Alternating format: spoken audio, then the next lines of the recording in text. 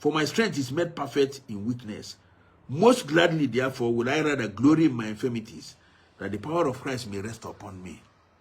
Therefore, I take pleasure in infirmities, in reproaches, in necessities, in persecutions, in distresses, for Christ's sake. For when I am weak, then am I strong. God's power is not released through human strength. No. Once you have the strength, you can do it. He will withdraw so that you show that your strength. When you know you cannot do it anymore, that is when God comes. He comes in. You see, actually, trusting on human strength brings a curse. If you trust on your human strength, you are under a curse. That is one thing most Christians have never observed. Jeremiah 17 verse 5. Thus said the Lord, cursed be the man that trusted a man. Man includes yourself. And maketh flesh his arm, and whose heart departed from the Lord. If you trust in man, one, you make flesh your strength, your power. And there is no way your heart will not depart from God. No way.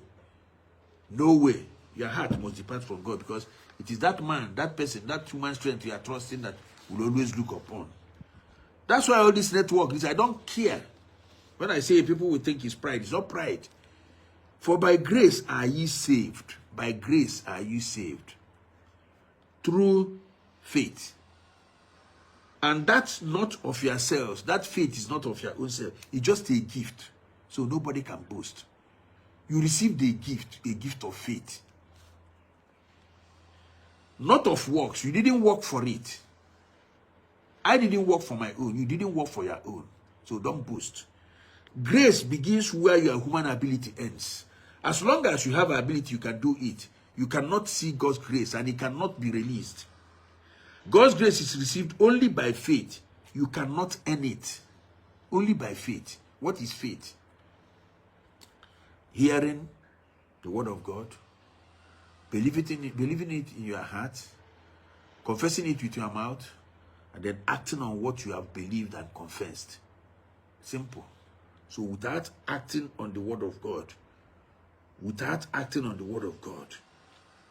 God's grace can be released. The greatest enemy of God's grace is our pride. If you like have so many PhD like some of us that have it, that is complete nonsense before God. That's why God is using illiterates even more than the people that are well read. Yes, why? Because they have nothing to fall back on. It is that God's grace, that faith. And some of us, when we finish, we say, because I studied this, I have PhD, that is rubbish. I have it. But it's nonsense.